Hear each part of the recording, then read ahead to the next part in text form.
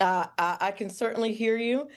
Listen, when I first heard that this happened, of course, I think like every American, I was like, "Wait, what's going on?" But then, of course, when you get the opportunity to hear the details from President Trump and his administration, and from the military, from Pete Hegseth, you understand exactly what is going on. That this was no invasion. This was extracting a criminal. We don't just indict people for the sake of indicting them. We don't put bounties on their head just for the sake of doing that. We want them to be accountable for their crimes. So that's what was done here. And then when you look at the layers of reasons why America decided to do this, not the least of which was extracting a criminal and holding them accountable for their crimes, but for the corruption, for how close they are in our neighborhood. They're right in our neighborhood. So there were several reasons for President Right. Trump to do this, and I applaud him for his bravery. Just because Grant Stern wasn't on the carbon copy list of the email of the plan doesn't mean that President Trump doesn't have a plan. Take that to the bank.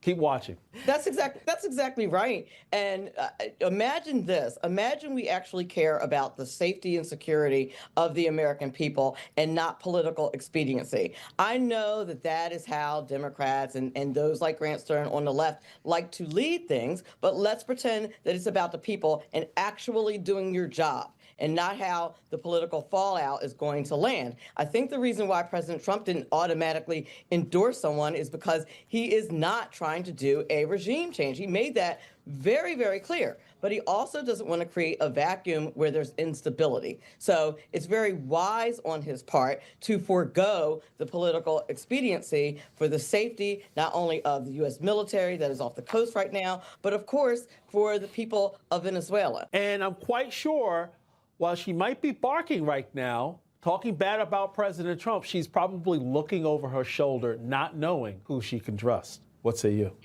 Indeed, and she certainly, because they had a lot of intelligence on the ground from the CIA. It seems that like they knew everything. They knew exactly how to go get him. So for sure, she should be looking over her shoulder. But also, I think it's amazing that Hakeem Jeffries doesn't know whether or not the Venezuelan people are better with a socialist dictator or perhaps having a free government. He doesn't know if they're better building But they still infrastructure have from a all the socialist oil that they have unelected there. He doesn't know president. whether they're better off producing 3.7 million barrels of oil a day over the 1% that they're, over the 1 million barrels that they're down to under socialist regime. You don't know if they're better off, and you're a minority leader? It's ridiculous. Hakeem Jeffries doesn't know if his people are better off with a free country than under Maduro? Seriously? But removing I think we're going to see more of her in the media and less of her in politics. And I hope that to be the case, quite honestly.